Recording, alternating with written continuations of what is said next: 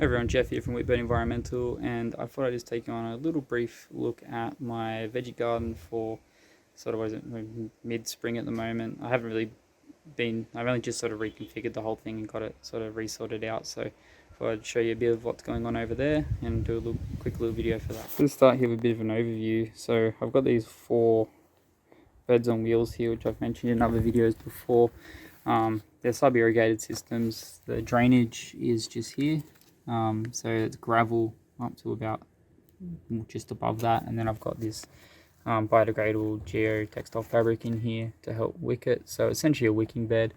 And the birds have struck. So these are some beans that I left uncovered on purpose because I wanted to test this out. I get bowerbirds here, which is really great, but they, for some reason, really like to eat the leaves of my young bean plants. So I've got some other beans in, luckily, so I'll show you in a minute what these looked exactly like just only this morning. Yeah, these 4 beds are set up already. These don't really have much in them at the moment, as you can see, but I've got some some strawberries here. This was really dense with strawberries before. It had I think it was 8 strawberry plants, so I've brought that down to just the 4. I've got some, this is the perennial chamomile, English chamomile or Roman chamomile, as opposed to the annual one, which I'm also growing in my greenhouse. So I've just put a couple of them in. Put a little tomato plant in here randomly. I don't think it's going to survive because it's been attacked by the birds as well.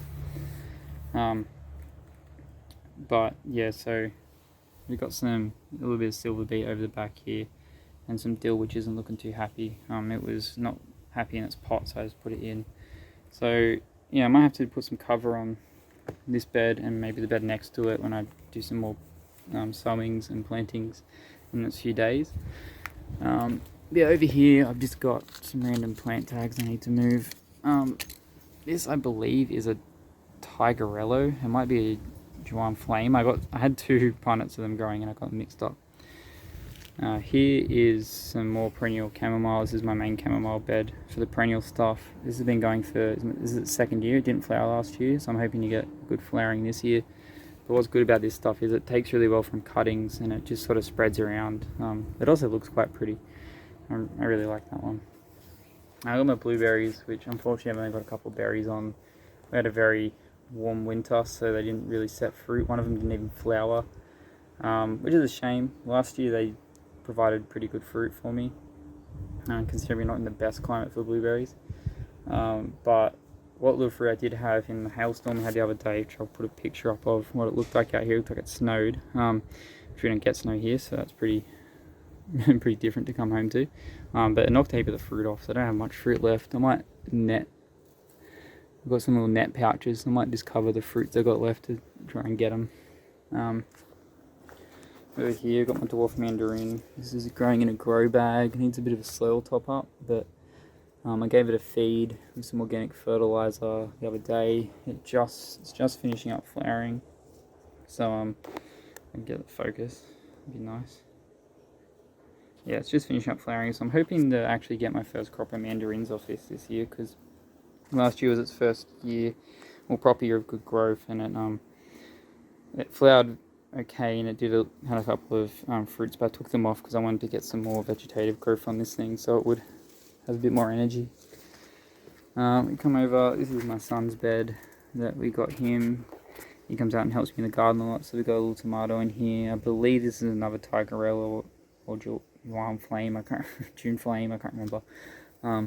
He's just got some violas that he picked out at the garden centre a while back in here, just for some colour. This stuff over. And then this is my main bed, which I built a while ago. It's just built out of some old fence palings. It was actually really hard to build, not necessarily like the actual design, but these fence palings really didn't want to take screws and nails into them. They're quite hard. But these are some beans. This is what my beans on the other side would have looked like if the birds didn't eat the leaves off them earlier today. So these are a red burgundy bean. The other ones were just I think bush bean provider. Yeah, as we go in here, I've just got some basil. There's a French marigold over the end there, as well as a tomato plant and some parsley. I did have a cucumber here, but it got damaged in that hailstorm. part of the reason I'm putting the net on. I've also got a cornflower over here, which you can't really see because the net's in the way. Move that out of the way. But yeah, it's a cornflower that my son grew from seed. And this cucumber survived, but it's not looking very happy, so I might replace it with some of the new cucumbers I've got coming up when they come on. Well, let's try the pegs on. Other than that, here's the culprit of my picking the leaves off my beans. Satin bowerbird. Come here every year. We've got a nice little family of them. It's really nice to have them here, but yeah, unfortunately they eat my strawberries and pick the leaves off my bean plants. This grow bag has nothing in it. This one here is some old pak choi that got absolutely decimated in the hail. So I need to get rid of that. I'll try and pick what leaves are still okay, but they've been sort of smashed by caterpillars before they got netted as well. But yeah, this is the veggie patch. And the other bit, I got this oregano that was in one of those raised beds I showed you before, but I've just randomly thrown it in this pot. Like, it's not even properly planted. I just threw it in here and it's growing crazily. Its stuff's just amazing like that. So I've still got oregano, got a whole bunch of dried stuff. This one I need to redo. These radish for some reason didn't really do anything. They're the same age as the other radish. But this is either this is beetroot. And then I've got I believe this is I can't remember what tomato. I put tomato in here the other day. I really should label what I put in here. But we've got some nice radish happening over the back here too. That one's actually split, unfortunately. And some nice radish happening in here too. And the sage, which is in flower, which is really nice to see. So yeah, that's a little bit of an overview of what's happening in the veggie patch. Yeah, obviously I need to learn my lesson and net the beans. I just thought I'd see how they went, because I've only ever put them in when they're seedlings and then had them get the leaves picked off. So I thought direct sowing them, then maybe they'd be okay, but obviously not. So yeah, going forward, I've got to cover these raised beds down here as well with a net. So I need to get another grow cover. Just once the beans get established, the birds leave them alone. It's just those young tender leaves that they like to pick off.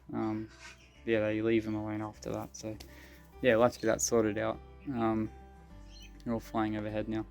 Yeah, that's it for this one. Thanks all for watching. I'll see you in the next one. Bye for now.